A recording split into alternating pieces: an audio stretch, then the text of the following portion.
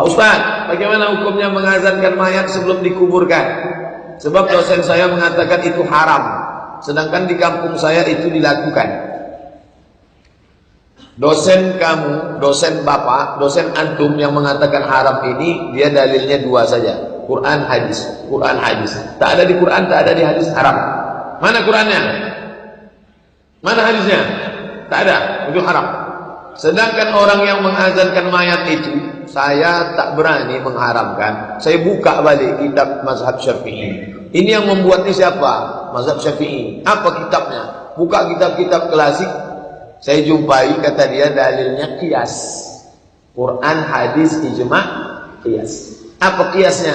Kalau lahirnya diazankan, maka matinya diazankan. Itu dalil mereka qiyas. Apakah Ustaz Abdul Somad nanti kalau mati kami azankan? Tak usah. Jadi kalau saya mati, tak usah azankan. Makcik saya meninggal, saya pas di samping kubur. Saya ada di situ. Abdul Somad, iya Pak, kami azankan atau tidak? Tak usah. Tapi saya tak menyalahkan orang yang mengazankan, karena dia ikut pendapat ulama. Ulama itu pendapat berdasarkan dalil. Nah, ini tentang masalah bagaimana dalil suatu kaum, dan saya menghormati itu. Tapi kalau tak ada di hadis, tak ada ijma', tak ada qiyas, orang kita saja memandai-mandai, oh itu tak boleh, haram. Ini bukan yang memandai-mandai, ada dalam kitab mazhab Syafi'i, ijtihad ulama. Apakah ada hadisnya mengadani jenazah di dalam kuburan? Hadis yang ada adalah membacakan surat Yasin, tapi itu yang benar sebelum mati. Nabi SAW, hadis ini sebagian ulama menilainya hasan. Iqra'u Yasin ala mautakum. Bacakanlah Yasin kepada orang yang mati di antara kalian. Ada di Bulughul Maram hadisnya. Dan sebagian menilai sebagai hadis yang hasan, meskipun ulama yang lain menilainya sebagai hadis yang dhaif. Karena itu apa hukum membaca atau mengumandangkan adzan di kuburan? Wallahu a'lam. Kalau Bapak Ibu menemukan hadisnya, tolong nanti saya di WA ya. Kami tidak menjumpai dalilnya sama sekali. Tapi mereka yang mengumandangkan adzan ketika di kuburan punya dalil. Apa dalilnya? Dalilnya qiyas. Qiyasnya begini. Ketika bayi itu lahir, maka dianjurkan untuk diadzani. Dianjurkan untuk diadzani. Berarti ketika orang itu mati, dianjurkan juga untuk diadzani. Kalimat berarti di sini maksudnya apa? Qiyas, dilakukan analogi. Sebagaimana ketika lahir diadzani, berarti ketika mati juga diadzani. Dan qiyas ini qiyas yang nggak benar. Kenapa? Adzan itu ibadah, tidak bisa dikiaskan. Berarti kalau kayak gitu, sebagaimana Jumatan diadzani, maka sholat Id juga diadzani. Jumatan sama sholat Id itu lebih besar mana forumnya, Pak? Sholat Id lebih butuh banyak orang yang kumpul, sehingga adzan lebih dibutuhkan dibandingkan Jumatan. Apalagi ketika sholat Id itu orang perlu tahu posisi, perlu kemudian tahu kapan dimulai, sehingga dianjurkan untuk mengumandangkan adzan ketika sholat Id, sebagaimana adzan ketika Jumatan. Qiyas apa ini? Qiyas yang fasidul i'tibar, qiyas yang menyimpang. Kenapa kok qiyasnya menyimpang? Karena Anda menganalogikan dalam masalah ibadah, padahal ibadah itu tidak boleh dianalogikan. Ikuti aturan yang ada. Kalau Nabi SAW tidak adzan ketika sholat Id, maka tidak perlu adzan ketika sholat Id. Nah itu Jumatan ada adzan, ya jangan disamakan. Id dengan Jumatan kan beda. Yang Jumatan dilakukan di masjid, sholat Id dilakukan di lapangan misalnya. Maka kalaupun ada adzan untuk bayi yang baru lahir, ini jangan disamakan ketika orang itu meninggal. Ini dua tempat yang berbeda. Baik. Lalu apa manfaat adzan ketika orang meninggal? Ya mengingatkan mayit biar sholat. Karepmu niku pripun ya. Percuma saja. Yang lebih butuh adzan siapa, Pak? Sing urip timbangannya sing mati. Sehingga dari sisi logika itu nggak bisa diterima. Dalil syar'i nggak ada, dalil logika nggak nyambung. Apa sisi manfaatnya? Kalau bayi, dalil logikanya ada. Agar suara pertama yang didengar oleh bayi ini ketika dia hinggap di dunia adalah kalimat Allah. Sementara mayit ini akan mempertanggungjawabkan amalnya, dia akan menghadap Allah Subhanahu wa taala. Dan dia tidak akan mampu untuk melakukan apapun meskipun orang berteriak untuk mentalkinnya, berteriak untuk mengadaninya. Wallahu a'lam. Mengadani mayit di dalam kubur. Mengadani mayit di dalam kubur. Adan itu apa? Pemberitahuan. Waktu apa? waktu sholat. Untuk siapa? Untuk orang yang hidup. Lalu kenapa dibacakan kepada mayit? Itu mungkin salah kafrah. Hadisnya ada, Pak, cuma hadisnya palsu. Hadisnya palsu, termasuk mengadani bayi yang baru lahir di telinga kanan dan membacakan qomat di telinga kiri. Katanya tidak akan diganggu oleh umusibyan. Umusibyan itu setan awewena, setan perempuan. Itu tujuannya bagus, ingin merangsang pendengaran bayi itu dengan kalimah-kalimah yang baik. Tapi pertanyaannya, apakah bayi yang baru lahir langsung mendengar? Tidak. Langsung melihat? Tidak. Itu lama, Pak, masih cekolot baheula lama, masih lolong di kieu-kieu teh teu ngiceupnya kitu ya. Ternyata itu ada hadisnya, cuma hadisnya dhaif juga. Pada saat memakamkan jenazah itu, saya sebenarnya ketika membahas ini pikir-pikir, tetapi perlu saya sampaikan juga, apakah perlu dikumandangkan adzan? Apakah perlu dikumandangkan adzan? Nah, beberapa kali saya mengiringi jenazah itu dikumandangkan adzan. Sebenarnya panggilan adzan itu untuk apa? Panggilan adzan ini sebagai bentuk memanggil orang untuk sholat di masjid. Kalau kita lihat di dalam hadis Nabi, panggilan adzan dimaksudkan untuk memanggil orang sholat di masjid. Kemudian untuk apa lagi? Misalnya yang ada dalilnya, panggilan adzan sebagaimana Nabi bersabda, idza ra'aitum ghaulan fa'adzinu. Kalau kalian melihat hantu, maka kumandangkanlah adzan. Itu juga ada perintahnya. Kalau lihat hantu, kalau panggilan sholat sudah masyhur di masjid-masjid memanggil sholat dengan adzan. Tetapi bagaimana kalau adzan di kuburan? Memang ada hadis yang menjelaskan mengenai masalah orang yang di kuburan itu mendengar suara adzan. La yazalul mayit, mayit itu senantiasa mendengarkan yasmaul adzan. Mayit itu senantiasa mendengarkan adzan ketika dia di kuburnya sampai atau selama kuburannya itu tidak dicor atau tidak diplester. Jadi di situ disebutkan la yazalul mayyit yasmaul adzan, bahwasanya senantiasa mayit itu mendengarkan adzan fi qabrihi, di kuburnya, malam yutayyan, selama tidak diplester. Tetapi Imam Ibnu Hajar Al-Asqalani menyebutkan bahwa hadis ini isnaduhu batil. Isnad dari hadis ini batil. Jadi menurut Imam Ibnu Hajar Al-Asqalani, isnad hadisnya batil. Sehingga hadis ini tidak bisa diamalkan karena isnadnya batil. Imam Ibnul Jauzi yang punya kitab kumpulan hadis palsu, namanya kitab Al-Maudu'at, beliau menyebutkan bahwasanya kata Imam Ibnul Jauzi hadisnya palsu. Jadi Imam Ibnul Jauzi menyebutkan hadisnya palsu, kemudian Imam Ibnu Hajar Al-Asqalani menyebutkan isnadnya batil, sehingga tidak bisa diamalkan. Andai pun hadis ini sahih, itu juga bukan berarti maksudnya untuk mengumandangkan adzan kepada orang yang dikuburkan. Mana lafaz perintah untuk mengumandangkan adzan? Tidak ada lafaz perintahnya. Hanya menyebutkan la yazalul mayyit yasmaul adzan. Mayit itu senantiasa mendengarkan adzan. Apa ada perintahnya kalau kemudian mayit diadzani? Tidak ada. Hanya disebutkan mayit itu mendengarkan adzan. Andai kan misalnya diadzani, lalu apa manfaat untuk mayit? Nah, apakah mayitnya masih sholat? Ya, andai kan misalnya hadis itu sahih, itu juga bukan perintah untuk mengadzankan. Sebagaimana juga Nabi menyebutkan bahwasanya mayit itu masih yasma'u qur'ani alihim, masih mendengar suara sendal orang yang mengiringi jenazah. Apakah ada anjuran untuk membawa sendal ketika hadir ke pemakaman? Kan di situ disebutkan bahwasanya mayit itu masih yasma'u qur'ani alihim, masih mendengar suara sendal orang yang takziah, yang mengiringi jenazah. Apakah artinya kemudian disuruh bawa sendal? Tidak, justru malah sunnah melepas sendal. Justru malah sunnah melepas sendal.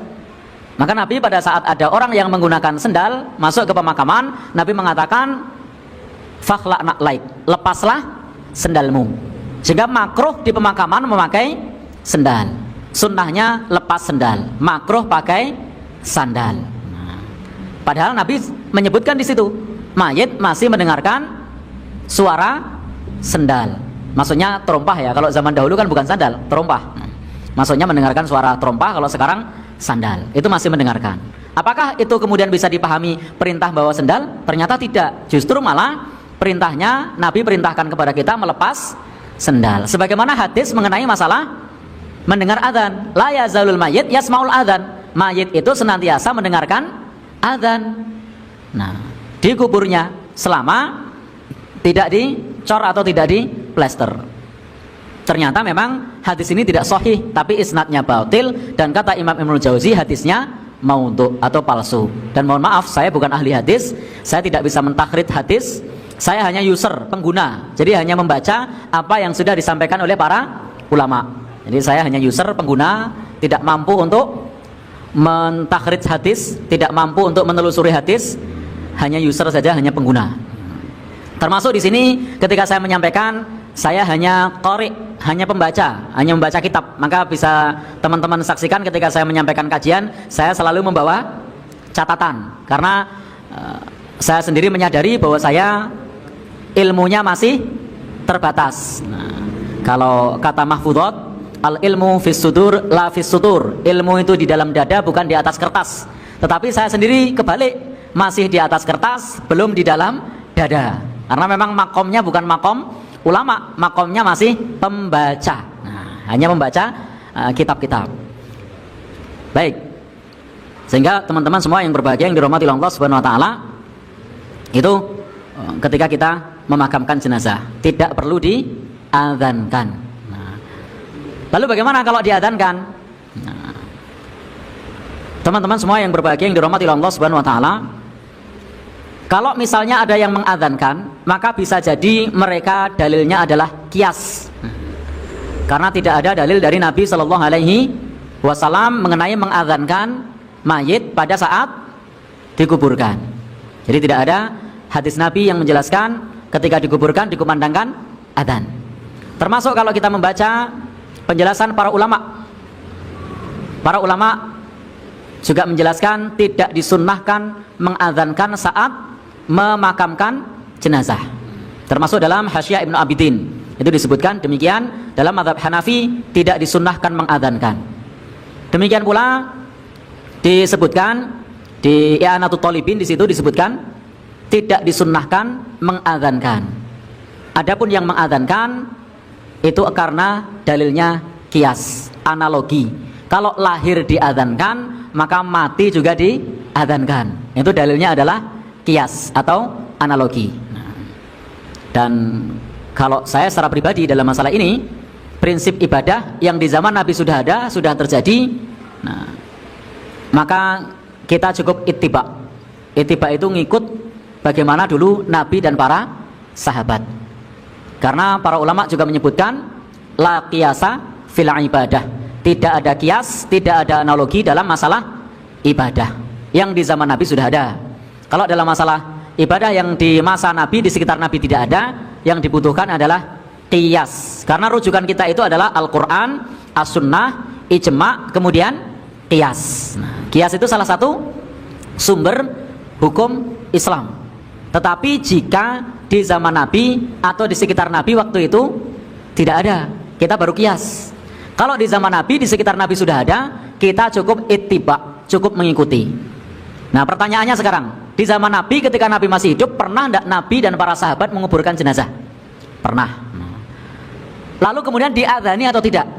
Tidak. Ya sudah, tidak perlu diadzani. Karena prinsipnya adalah ittiba, mengikuti. Beda kalau di zaman Nabi, di sekitar Nabi itu tidak ada, maka kemudian baru qiyas. Di zaman Nabi, di sekitar Nabi itu tidak ada. Zakat fitri misalnya. Zakat fitri dengan apa? Di zaman Nabi, di sekitar Nabi, kurma. Apalagi? Nah, gandum misalnya. Sekarang di tempat kita makannya apa? Ada enggak di zaman Nabi, di sekitar Nabi? Enggak ada. Maka kemudian kita ambil lafadz umumnya, to'am, makanan pokok. Jangan ambil kurmanya, karena kalau ambil kurmanya tidak ada yang zakat fitri. Nah, di sekitar Nabi tidak ada yang pada saat itu mengkonsumsi beras. Andaikan waktu itu mengkonsumsi beras, to'amnya juga beras. Contoh lagi yang di zaman Nabi tidak ada, itu bisa kias. Hukum merokok. Di zaman Nabi ada enggak? Tidak ada. Rokok di zaman Nabi tidak ada. Sehingga kita tidak bisa apa pendapatnya Nabi tentang rokok, ya tidak nemu. Apa kata ayat Al-Quran tentang rokok, ya tidak ketemu. Apa kata khalifah yang 4 tentang rokok, ya tidak nemu. Karena memang tidak ada di sekitar Nabi. Maka kalau tidak ada di sekitar Nabi, maka kemudian yang kita pakai adalah kias atau analogi. Yang kita pakai adalah kias atau analogi. Analoginya bagaimana? Contoh tentang masalah rokok. Karena di zaman Nabi tidak ada, di sekitar Nabi tidak ada, maka dalilnya adalah kias. Karena dalilnya adalah kias, maka kesimpulannya bisa berbeda. Satu ulama menyebutkan haram, ulama yang lain menyebutkan makruh misalnya. Kenapa? Karena memang hukumnya adalah menggunakan analogi atau kias, sehingga produk hukumnya bisa berbeda. Dikiaskan dengan apa misalnya? Dikiaskan dengan ayat-ayat Al-Quran yang menjelaskan misalnya wa yuharrimu alaihimul khaba'is, Allah mengharamkan yang buruk-buruk. Rokok buruk enggak? Oh buruk.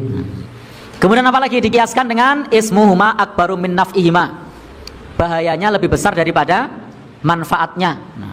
Dengan khomer, oh rokok bahayanya lebih besar daripada manfaatnya misalnya. Sehingga kemudian menjadi sebuah kesimpulan, karena memang itu produknya adalah kias. Contoh lagi pembahasan yang di zaman Nabi tidak ada, bayi tabung.